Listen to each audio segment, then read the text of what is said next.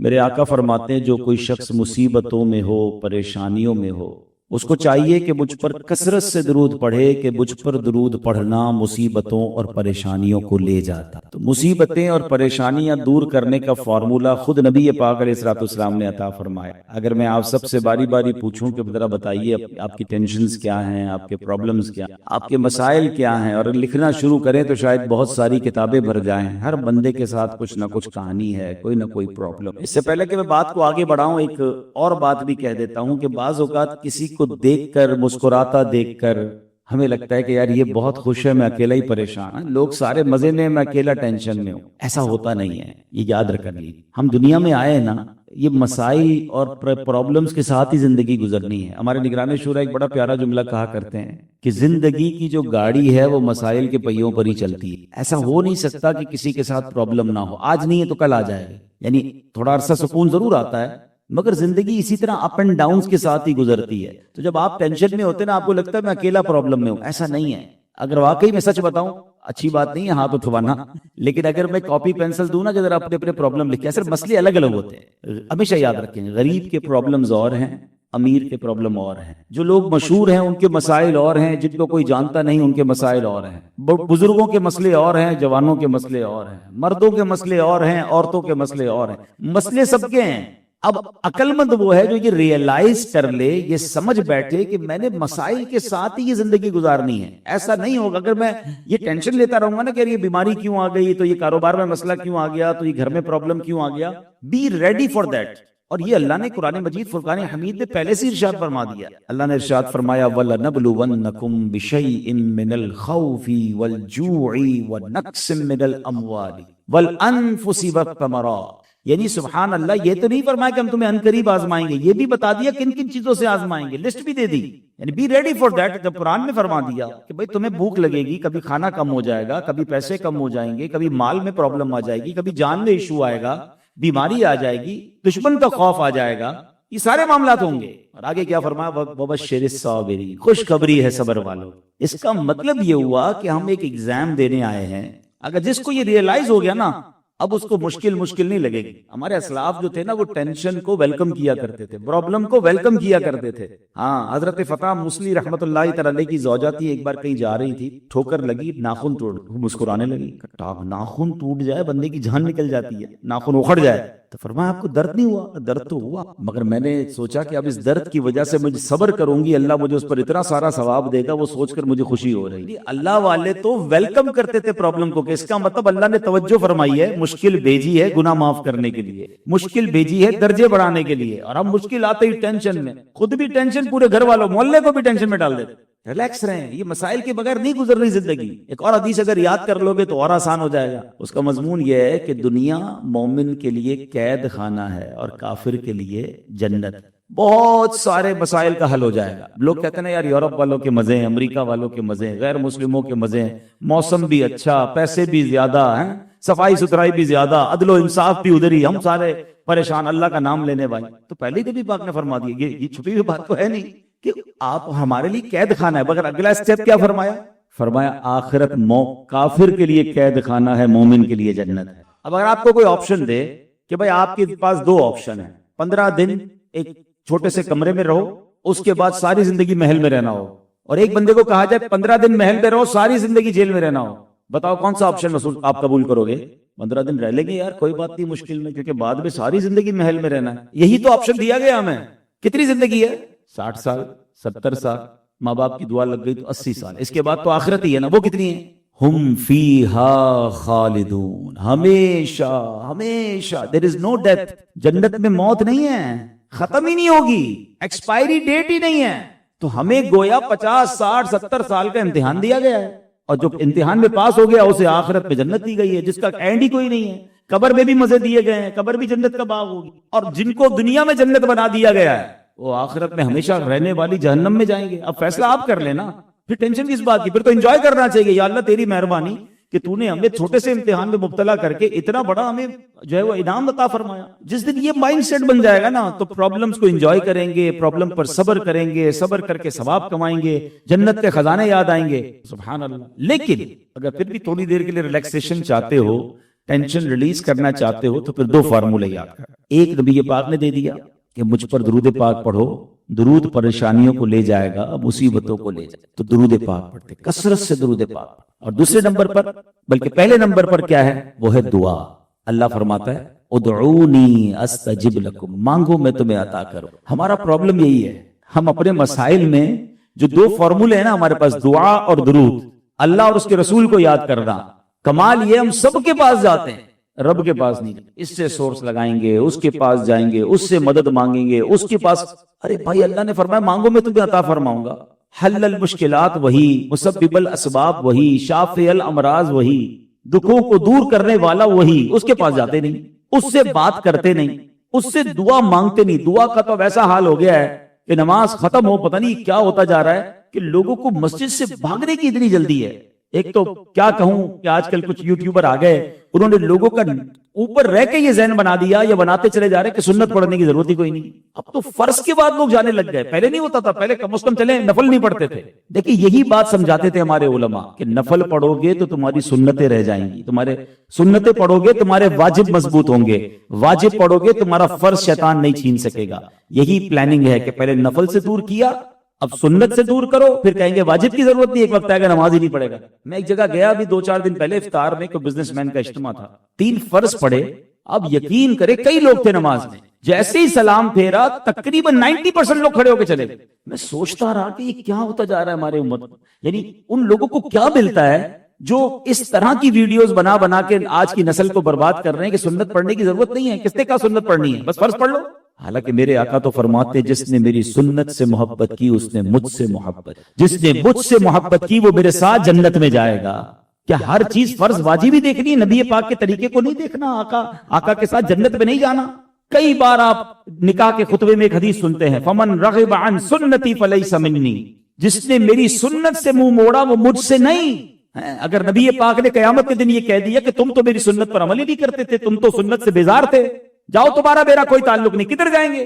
جائیے گا ان یوٹیوبر کے پیچھے اور ان لوگوں کے پیچھے جو کہتے ہیں سنت پڑھنے کی ضرورت نہیں ہے. ہم بھی کب کہتے ہیں سنت فرض ہے، مگر سنت میرے نبی کا طریقہ ہے. اللہ کو سجدہ کر رہے ہیں، ہم اللہ کی بارگاہ میں عبادت کر رہے ہیں، جتنا مسجد میں بیٹھو گے اتنا برکت ملے گی. بس مسجد سے بھگانا چاہتے ہیں لوگوں کو، تراویح پڑھنے کی ضرورت نہیں، نئے نئے فارمولے آ رہے ہیں اور ہماری قوم بھی لگی ہوئی ہے سن رہی ہے، کیونکہ آسانی مل رہی ہے نا کہ بھائی تراویح بھی جان چھوٹ گئی، سنتیں بھی ختم. وہ تو کہتے ہیں فجر کی سنتیں بھی نہ پڑھو. اللہ کو کیا جواب دیں گے ایسے؟ تو خدا را اللہ کے گھر میں بیٹھا کرو. یہ تو یہ رحمت کی جگہ ہے، یہاں تو سنتیں کیا نفل بھی پڑھنے چاہیے. نفل کے اچھا ایک بات بتائیں، حدیث پاک میں آتا ہے جو رمضان میں ایک سجدہ کرے اسے 1500 نیکیاں ملتی. ہر سجدے پر جنت میں سرخ یاقوت کا محل ملتا ہے.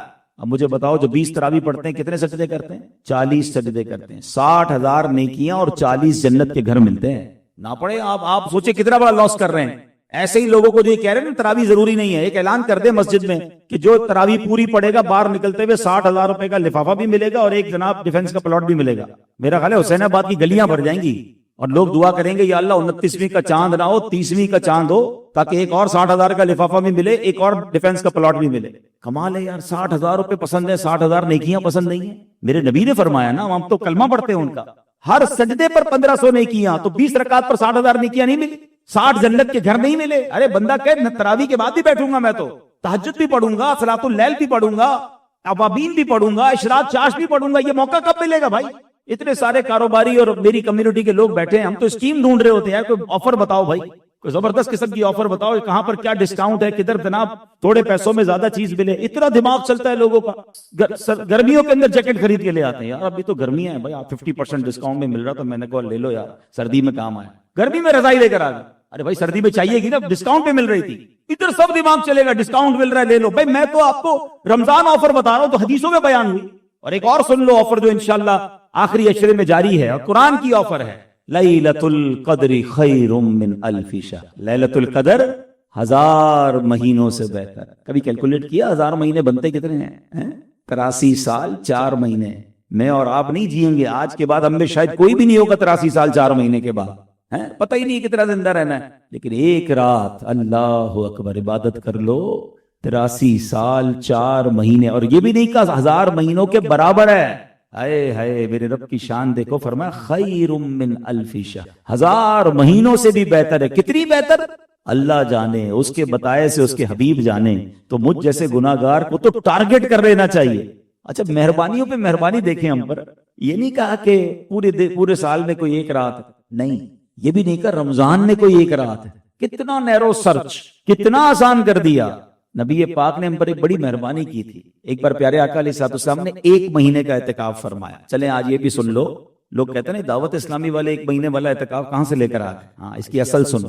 پیارے آقا علیہ السلام نے ایک بار، ایک روایت میں آتا ہے، ترکی خیمے میں پہلے عشرے کا اعتکاف کیا، دوسرے عشرے کا اعتکاف کیا، پھر خیمے سے باہر تشریف لائے۔ فرمایا میں نے لیلۃ القدر کو تلاش کرنے کے لیے 2 عشروں کا اعتکاف کیا۔ حدیث کا خلاصہ ہے، اب مجھے بتایا گیا کہ لیلۃ القدر رمضان کے آخری عشرے کی 5 طاق راتوں میں، یعنی کتنا آسان کر دیا۔ پھر آقا فرماتے اب تم میں سے کسی کو اعتکاف کرنا ہے تو میرے ساتھ کر لیں، یعنی ہمارے لیے ٹارگٹ کتنا آسان ہو گیا۔ The last 5 odd nights، last 5 طاق راتوں میں سے ایک رات لیلۃ القدر ہے۔ ہم جیسا آدمی تو کہتے ہیں یار وہ بھی بتا ہی دیتے کون سی والی ہے، تو ایک ہی کر لیتے، باقی 4 سے اس میں، یعنی اس میں بھی جان چھڑانی ہے۔ او بھائی 5 ہی باتیں کر لو، 5 طاق راتوں کو ٹارگٹ کر لو، ایک اس میں لیلۃ القدر ہے۔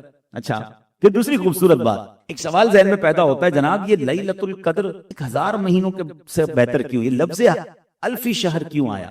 اس پہ علماء نے بڑی ڈیبیٹ کی ہے، مفسرین نے بہت سارے شان نزول بیان کیے۔ ایک بڑا پیارا شان نزول ہے کہ نبی پاک علیہ السلام نے بنی اسرائیل کے ایک بزرگ کا واقعہ سنایا صحابہ کرام۔ آپ نے فرمایا کہ ایک زمانے میں حضرت شمعون نام کے ایک بزرگ تھے، وہ اتنی عبادت کرتے تھے کہ 1000 مہینے تک روزے رکھے، اور انہی 1000 مہینوں کی راتوں میں اللہ کی بارگاہ میں قیام کیے، اور ڈیورنگ دوز ڈیز روزے کی حالت میں جہاد بھی کرتے تھے، اور ان کو شہید بھی بڑی بے دردی سے کیا گیا۔ بڑا طویل واقعہ، میں شارٹ کر رہا ہوں۔ اچھا اب میں یہ واقعہ آپ کو سنا رہا ہوں، ہمارے مائنڈ سیٹ میں کیا آتا ہے، یار کمال ہے یار، 1000 مہینے روزے رکھے اور اس میں عبادت بھی کی، جہاد بھی کیا، شہادت بھی ہو گئی۔ ہمارا مائنڈ سیٹ تو یہ بنا نا، صحابہ کا دماغ، صحابہ کا مائنڈ سیٹ کتنا پیارا تھا۔ صحابہ عرض کرتے ہیں یا رسول اللہ، یہ پچھلی قوموں والے تو ہم سے آگے بڑھ گئے، ان کی عمریں تو زیادہ تھی، انہوں نے 1000 مہینے روزے رکھ لیے، 1000 مہینے اللہ کی عبادت کی، جہاد بھی کیا، شہادت بھی مل گئی، حضور ہماری تو عمریں ہی تھوڑی ہیں، ہم تو پیچھے رہ جائیں گے۔ سبحان اللہ سبحان اللہ۔ میں ذرا روکتا ہوں اس واقعے کو یہاں پر، اب ذرا آپس میں بات کر لیتے ہیں۔ ہمارا مائنڈ سیٹ کیا ہے؟ کسی کی گاڑی دیکھ کے پریشان، کسی کا موبائل دیکھ کے پریشان، کسی کا گھر دیکھ کے باپ رے باپ، حسین آباد سے ڈیفینس پہ چلا کیسے گیا؟ وہ چلا گیا، ہمارا دل بھی ادھر چلا گیا، ہم ٹینشن، ہم کو نیند ہی نہیں آ رہی یار، ہمارے ساتھ رہتا تھا، اس نے بڑا گھر کیسے لے لیا، اس نے نئی والی گاڑی نکال لی، اس نے نیا موبائل خرید لی، اچھا نئی گھڑی لے لی، ابھی تو عمرہ کر کے آیا تھا، پھر حج پہ چلا گیا، اچھا امریکہ کا ویزا اس کا لگ گیا، ارے باپ رے باپ، اس کا ادھر کا ویزا لگ گیا، ہماری نیند کے باہر کا ویزا لگ گیا، ہماری نیند اڑ گئی۔ پتہ نہیں کیوں ٹینشن ہے یار، لوگ ترقی کرتے ہیں ہمیں ٹینشن شروع ہو جاتی ہے۔ اچھا پھر اسی کمپٹیشن میں کہ میں بھی اس سے اچھی گاڑی لوں گا، میں بھی اس سے اچھا موبائل لوں گا، میں بھی کوئی والی گھڑی پہنوں گا، میں جناب اس سے اچھی بچے کی شادی کر کے دکھاؤں گا، اسی چکر میں ہماری زندگی برباد ہو رہی ہے۔ ارے جو ہے اللہ نے دیا اس میں انجوائے کرو، اللہ نے تمہیں کروڑوں سے اچھا بنایا، تم سے جو نیچے انہیں دیکھو نا، اوپر والوں کو کیوں دیکھ رہے ہو؟ اس کی کوئی حد نہیں ہے، آپ جتنے بھی اوپر چلے جاؤ، آپ 500 گز کے بنگلے میں جاؤ گے، لوگوں کے 2-2 ہزار گز کے بنگلے، ادھر جاؤ گے لوگوں کے آئرلینڈ ہیں، لوگوں کے اپنے اپنے جہاز ہیں، کدھر تک لڑو گے بھائی، کدھر تک ریس لگاؤ گے؟ اس کو چھوڑ دیں، جو اللہ نے دیا یہی میرے لیے بہتر ہے، انجوائے کریں اس پر۔ مجھے ایک بات سمجھ نہیں آتی، کسی کی مرسیڈیز دیکھ کر، کسی کی فارچونر دیکھ کر، V8 دیکھ کر ٹینشن ہوتی ہے، کسی تہجد گزار کو دیکھ کر ٹینشن کیوں نہیں ہوتی؟ یار یہ روز تہجد پڑھتا ہے، میں نہیں پڑھ رہا، یار یہ تو جنت میں چلا جائے، میں پیچھے رہ جاؤں گا۔ اب ماشاءاللہ ہمارے علامہ صاحب ہیں، یہاں بہت سارے لوگ ایسے ہیں جو ان سے عمر میں بڑے ہیں، سچ بتاؤ انہیں دیکھ کر ہمیں کیا ہونا چاہیے تھا؟ یار یہ ہم ان سے عمر میں بڑے ہیں، مگر یہ علم میں ہم سے آگے بڑھ گئے، ہم کیوں نہیں بڑھے؟ یہ عالم بن گئے، میں کیوں نہیں بن سکا؟ میں بھی تو بن سکتا تھا۔ اتنا چھوٹا سا بچہ قرآن یاد کر لیتا ہے، اس کو دیکھ کر کیوں خیال نہیں آتا یار اس کو پورا قرآن یاد ہے، مجھے تو قرآن پڑھنا ہی نہیں آتا؟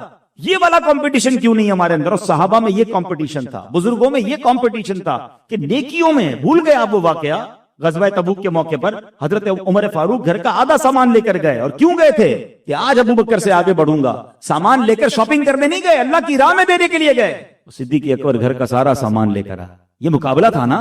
تو اب یہاں کیا ہوا؟ صحابہ نے کہا حضور یہ تو پچھلی قوم والے آگے بڑھ گئے، 1000 مہینے روزے، 1000 مہینے عبادت۔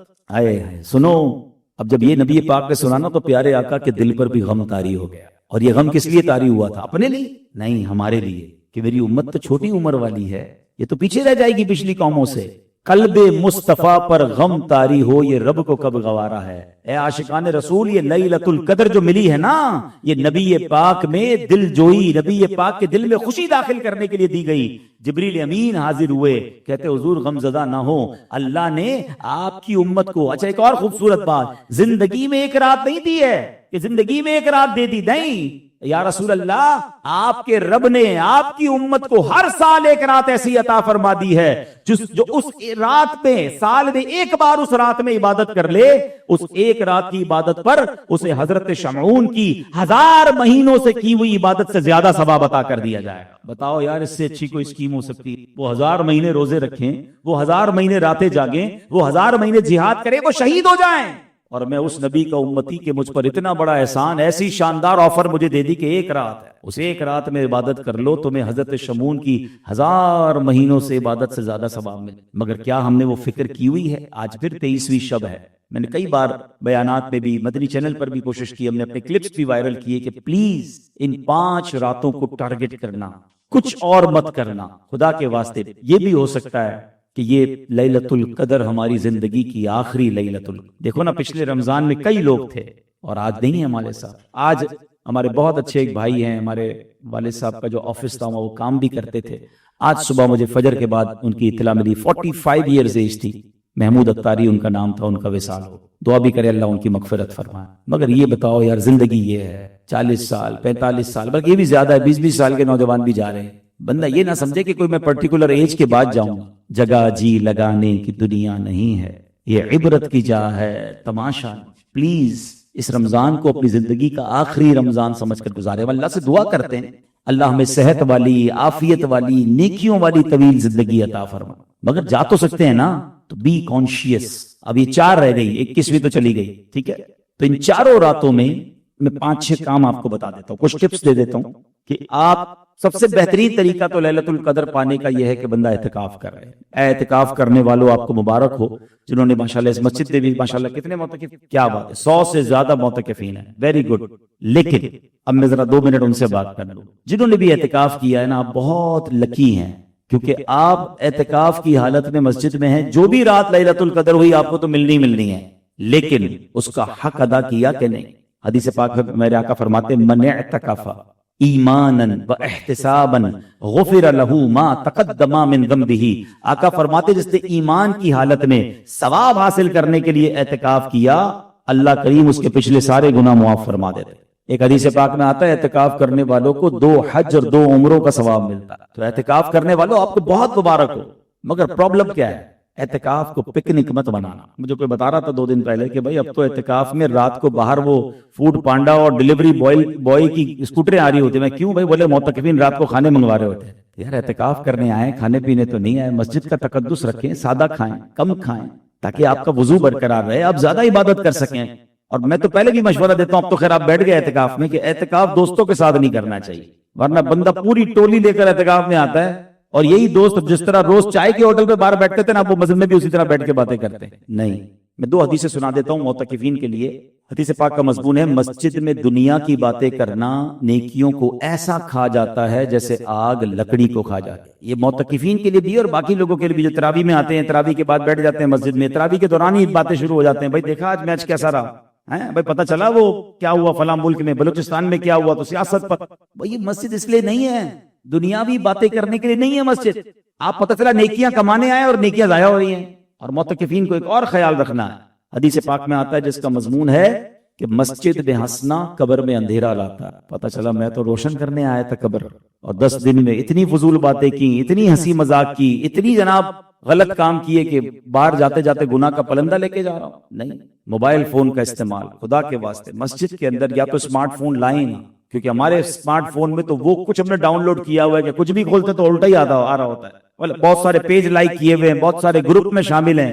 تو اللہ کے بندے کہیں مسجد میں آ کر میں اللہ کو ناراض کرنے کا سبب نہ بنے۔ تو اسمارٹ فون تو گھر بھجوا دیں، کوئی چھوٹا موٹا فون اگر رکھنا ہے تو رکھ لیں، گھر والے ویسے ہی آ جائیں گے اگر بات کرنی ہوگی تو، تاکہ عبادت میں وقت گزاریں، درود پاک پڑھیں۔ اور جہاں جہاں ماشاءاللہ دعوت اسلامی کے مبلغین جدول کو دیکھ رہے ہیں، وہاں فائدہ یہ کہ وہ 10 دن آپ کو بیزی رکھتے ہیں۔ امید ہے یہاں بھی کچھ اسلامی بھائی ہوں گے یا ہماری مسجد کمیٹی نے کوئی انتظام کیا ہوگا کہ معتکفین کی تربیت ہوتی رہے، تو یہ بڑا اچھا انداز ہوتا ہے۔ اب آتے ہیں جو مجھے بات کرنی تھی کہ لیلۃ القدر کو کیسے ٹارگٹ کیا جائے. آپ ان بقیہ 4 راتوں کو ایک ٹارگٹ یہ کر لیں کہ چند کام ہر رات میں کرنے ہیں. مثال کے طور پہ عشاء کی نماز اور فجر کی نماز باجماعت ادا کرے. روایتوں میں آتا ہے جو عشاء جب باجماعت پڑھے اور فجر باجماعت پڑھے اسے پوری رات عبادت کرنے کا ثواب ملتا ہے. مبارک ہو ان نمازیوں کو جو پورا سال عشاء بھی جماعت سے پڑھتے ہیں, فجر بھی باجماعت پڑھتے ہیں. آپ کی قسمت پر رشک ہے کہ پوری رات عبادت کرنے کا ثواب. ٹھیک ہے, تو یہ چاروں پاک راتوں میں خاص طور پر ٹھیک ہے تراویح بھی پوری پڑھیں, پہلا کام. دوسرا یہ کریں, حدیث پاک میں آتا ہے جس کا مضمون ہے جو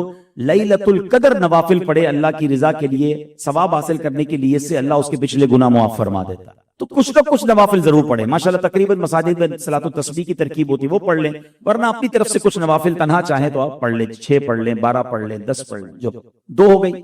تیسرے نمبر پہ آپ ان چاروں طاق راتوں میں جب 4 بج گئی ہیں کچھ نہ کچھ تلاوت ضرور کریں.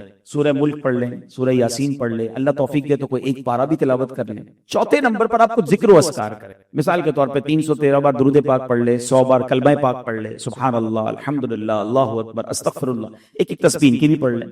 4 کام ہو گئے. 5ویں نمبر پہ آپ ان چاروں طاق راتوں میں کچھ نہ کچھ علم دین کی مجلس میں بیٹھیں. اگر تو مسجد میں کسی علامہ صاحب کا بیان ہے تو بیان میں بیٹھ جائیں, ورنہ جناب آپ آپس میں بیٹھ کے کوئی درس و بیان کا سلسلہ کر لیں. مدنی چینل پر مدنی مذاکرہ چل رہا ہوتا ہے یا فیضان مدینہ چلے جائیں, کچھ نہ کچھ علم دین سیکھیں, کیونکہ علم دین کی مجلس میں بیٹھنا جیسے ابھی بھی ہم بیٹھے یہ بڑی بابرکت اور بڑی اجر والی ہوتی ہے. 5 کام ہو گئے. 6 نمبر پر آپ ایک کام کریں کہ بقیہ ساری طاق راتوں میں کچھ نہ کچھ خرچ کریں, اللہ کی راہ صدقہ کریں. اب وہ آپ کی جتنی حیثیت, 50 روپے کریں, 100 کریں, 500 کریں, 1000 کریں, 10,000, لاکھ, جو آپ دے سکتے ہیں. چاروں راتوں کے لیے پیسے الگ کر لیں. اور رات ہوتی ہے مغرب سے لے کر غروب آفتاب کے بعد صبح صادق تک. اب مثال کے طور پہ آپ مسجد کے ڈبے میں ڈال دیں, کسی غریب کو دے دیں.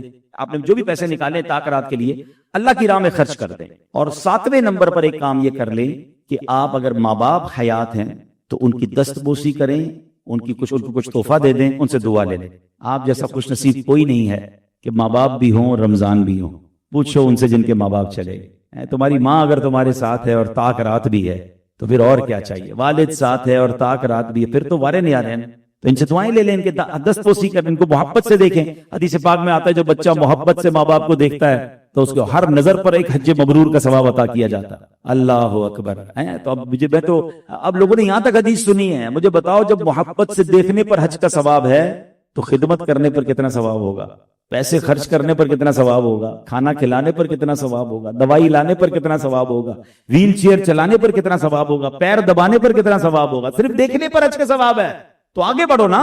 تو 5 طاق راتوں میں بس ماں باپ کی رضا والا کوئی کام کر لینا. اور اگر ماں باپ نہیں ہے, پاسبل ہو تو 5 طاق راتوں میں تھوڑی دیر کے لیے بھی قبرستان چلے جانا. امی ابو ہوتے تو ہاتھ چومتے نا, تو چلو قبر پہ جا کے ان سے کچھ باتیں کر لو, کوئی یاسین شریف سنا دو انہیں.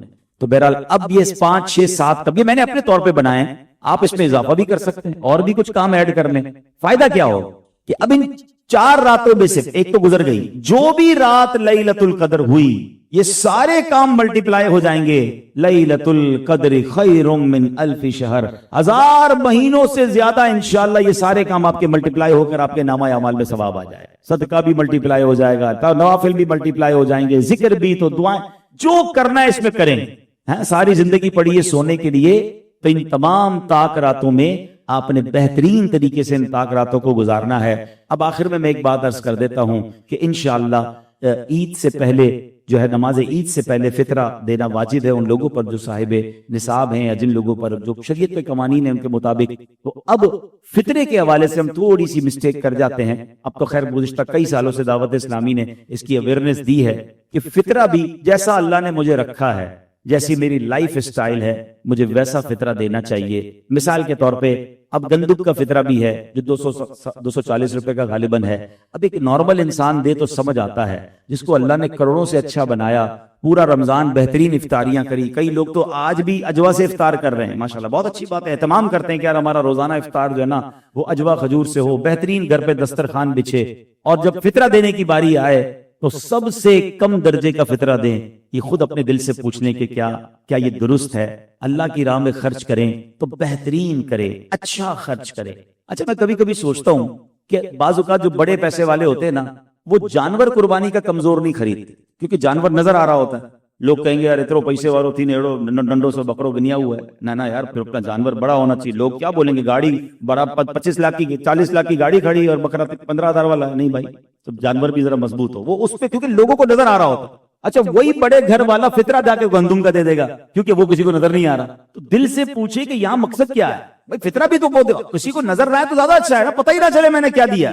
तो इस बार शुक्राने में, क्योंकि कुरान पाक में अल्लाह करीम इरशाद फरमाता है, लन तनालुल बिर्रा हत्ता तुनफिकू मिम्मा तुहिब्बू, तुम हरगिज भलाई को नहीं पहुंच सकते जब तक अपनी प्यारी चीज अल्लाह की राह में खर्च ना। ये ज़हन बदल दो यार कि जो बच गया वो अल्लाह की राह में देना है, जो फेंकने वाला है वो अल्लाह की राह में देना है, खाना बच गया तो मस्जिद में भिजवाना है। ऐसा किया करो कि घर में इफ्तारी बन जाए ना, तो सबसे पहली प्लेट अच्छी इफ्तारी जो मुझे खानी है वही अच्छे तरीके से भर के आप किसी गरीब को दे दे, किसी मुलाजिम को दे दे। अगर कहीं भिजवानी भी है तो बेहतरीन चीज देना। सबने खा लिया, बच गया तो आप किसी मुलाजिम को खिला रहे हैं, ये ना करें। बेहतरीन देने का मजा ही और है। आखिरी वाकया सुन लो, इंशाल्लाह तबीयत खुश हो जाएगी, फिर दुआ की तरफ चलते हैं। हजरत जाफर बहुत बड़े अल्लाह के वली हैं, बड़े सखी। एक बार उनके दरवाजे पर एक शख्स आया और उसने कहा अल्लाह के नाम पर कुछ दे दो। तो जौजा से कहा घर में क्या है? तो हुजूर सिर्फ 4 अंडे हैं और कुछ नहीं। चारों दे दो। कहा हजरत हमारे पास कुछ नहीं बचेगा। पर मैं दे दो। सखावत थी, सारे दे दिए। थोड़ी देर हुई तो दरवाजे पर दस्तक हुई और कहा हुजूर आपके किसी दोस्त ने टोकरा भिजवाया आपके लिए तोहफे में। कहा खोलो, इसमें क्या है? खोल के बीवी कहती है हुजूर 30 अंडे हैं। एतमाद देखो, भरोसा देखो। कह रहा है 30 किस हिसाब से आए? हमने तो 4 दिए थे ना, 1 के 10 का वादा है, ये 30 कैसे आए? तो बीवी कहती हुजूर आए तो 40 हैं, 10 टूटे हुए हैं, 30 पूरे हैं। हजरत जाफर ने अपनी ज़ौजा से पूछा बताओ तुमने जो 4 दिए थे उसकी कंडीशन क्या थी? कहा हुजूर जो हमने भी दिए थे ना, 3 पूरे थे, 1 टूटा हुआ था। जिस दिन ये बात समझ आ गई ना, मेरा जुमला सुन लो, पूरे दोगे पूरे मिलेंगे, टूटे दोगे टूटे मिलेंगे। अब आपकी मर्जी है जो देना है अल्लाह की राह में। कचरा देना है, फटे हुए कपड़े देने, टूटे हुए चप्पल देने। यार ऐसा कभी तो कर लो कि मैं अपने लिए ईद का जोड़ा खरीदूं, वही जोड़ा एक गरीब के लिए भी खरीद दूं, जो मैं पहनूं वो किसी को पहना दूं। एक चप्पल खरीद रहा हूं, अल्लाह ने दिया है, बच्चों के लिए भी खरीद रहा हूं, एक किसी गरीब के बच्चे के लिए भी खरीद ले, उसी क्वालिटी का खरीद लेना। जैसा मैं खा रहा हूं वैसा किसी को खिला देना। कुरान कहता है बेहतरीन चीज खर्च करो, हम कहते हैं जो बच गई वो देनी है। हमारा तो है अल्लाह की राह में माद अल्लाह ज़हन बन गया है। कई बार ये बात की है, मस्जिद में कभी डब्बा घूमे हमारे सामने नमाज में कि भाई जुम्मे की नमाज में अल्लाह की राह में दे दे, मस्जिद की तामीर हो रही है। तो आज जनाब सखावत के दरिया बहेंगे, जेब खोलेंगे और कितने निकालेंगे? 50-100 रुपए। ऐसा लगेगा आज तो बस कमाल कर दिया। बाहर जाके 5,000 का खाना खा लेंगे, मस्जिद के लिए 50-100 भी बड़ी मुश्किल से चलो निकल गए। अच्छा उसमें भी 100 रुपए निकले ना तो 2 नोट है जेब में, एक पुराना पट्टे जैसा नोट है 100 रुपए का और एक कड़क नोट है। सच बताओ मस्जिद के डब्बे में कौन सा डाला? यार ये पुराना और ओजीडी है। क्यों भाई? पुराना जो नया वाला 102 रुपए का नहीं है, वो भी 100 रुपए का है। बेहतरीन नोट दो यार, अल्लाह की राह में जा रहा है, बेहतरीन दो, सबसे अच्छी चीज दो ना। लेकिन अल्लाह करे ये जहन बन जाए। तो इस बार फितरे में इस जहन को बदले, बेहतरीन फितरा दे, सुन्नी इदारों को दें। माशाल्लाह हमारे दारुल उलूम अमजदिया भी करता है और भी सुन्नी इदारे करते हैं, जितने सुन्नी है दावत इस्लामी के अलावा भी उनको भी दी। और फिर दावत इस्लामी का भी ख्याल रखें। अल्लाह हमारे हम सब की मोहब्बतों को सलामत रखे और अपनी राह में हमें दिल खोलकर खर्च करने की तौफीक अता फरमाए। अल्लाह पाक इस आखिरी अशरे की बरकतें हम सबको नसीब फरमाए। एक और दिल की बात करूं, आखिरी बात, आज इतवार है, असर से मगरिब भी आप कितनी बड़ी तादाद में मस्जिद में बैठे हैं। क्या रमजान के बाद भी ऐसा नहीं हो सकता? रमजान के बाद क्या हो जाता है यार? क्यों चले जाते हो मस्जिद छोड़? कितना प्यारा माहौल है, अल्लाह के घर में बैठे हैं, कितना सुकून है, लेकिन ये रमजान के बाद क्यों चले जाते हैं? हम कहते नहीं है, लेकिन मैं जो जुमला कह रहा हूं है थोड़ा सख्त, हम जबान से नहीं कहते मगर ऐसा लगता है एक्शन से ये मैसेज दे रहे होते हैं कि ए अल्लाह, हम जब तक शैतान बंद है ना तब तक तो तेरी बात मानेंगे, जब शैतान छुट जाएगा ना फिर हमने उसकी माननी। ये कैसा मैसेज है यार? अच्छा ये ऐसा होता ही है ना, चांद नजर आ जाए मगरिब के बाद तो ईशा की नमाज में लोग नहीं आते, किस बस खत्म रमजान पूरा हो गया। अरे वही अल्लाह है, वही मस्जिद है, वही फर्ज नमाज है, तुम क्यों भाग गए? 30 दिन नमाज पढ़ सकते थे तो अब क्या हो गया? ईद की नमाज में रोडे भरी हुई हैं कि ईद की फजर फर्ज है और ईद की नमाज वाजिब है। वाजिब की फिक्र है, फर्ज छोड़ देते हैं, फर्ज नहीं पढ़ते फजर। प्लीज ऐसा तो ना करें। इस बार पक्की नियत करें, इंशाअल्लाह रमजान बेशक चला जाए हम मस्जिदों में रहेंगे, इंशाअल्लाह हम नमाजें पढ़ेंगे, इंशाअल्लाह हम अल्लाह की इबादत करते रहेंगे। यही तो मौका है चेंज होने का। अगर रमजान में भी नहीं बदलोगे तो कब बदलोगे? अल्लाह पाक हमें अमल की तौफीक अता फरमाए, आमीन बिजाहिन नबी अमीन। माशाअल्लाह नमाज ईद के बाद यहाँ से दोपहर 3 बजे ईद को इंशाल्लाह यहाँ से काफिला भी 3 दिन का रवाना होगा। जो इस्लाम भाई इस तरह ईद गुनाहों से बचकर मनाना चाहें तो वो काफिले में भी रवाना हो। आइए मिलकर सल्लु अलल हबीब सल्लल्लाहु तआला अला मुहम्मद सल्लल्लाहु अलैहि वसल्लम। या इलाही हर जगह तेरी عطا ساتھ جب پڑے مشکل شہ مشکل کشا ساتھ ہو یا الہی بھول جائیں نظر کی تکلیف کو شادی دیدار حسن مصطفیٰ کا ساتھ ہو یا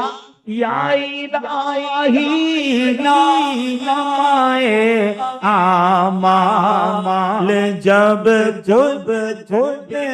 لگے مولا الہی نامائے اعمال جب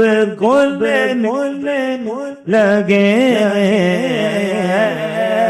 پوشے خلق سارے خطا ساتھ ہو الحمدللہ رب العالمین والصلاة والسلام علی خاتم النبیین اللہم ربنا آتنا فی الدنیا حسنة وفی الآخرة حسنة وقنا عذاب النار وقنا عذاب القبر وقنا عذاب الحشر وقنا حساب الميزان اللهم اعني على ذکرک وشکرک وحسن عبادتک اے رب کریم ہم سب کے آج کے روزے کو اب تک کے سارے روزوں کو اپنی بارگاہ میں قبول فرما اے اللہ ہم سب کے گناہوں کو معاف فرما ہماری ہمارے ماں باپ کی نبی پاک علیہ الصلوۃ والسلام کی ساری امت کی بخشش فرما اے اللہ ہماری مشکلوں کو آسان فرما افطار کا وقت ہے دعاؤں کی قبولیت کا وقت ہے اے اللہ ہمیں ہمارے غموں کو خوشیوں سے بدل دے ہماری بیماریوں کو شفا سے بدل دے قرضداروں کے قرضے اتر جائیں بے اولادوں کو نیک اور صالح اولاد عطا فرما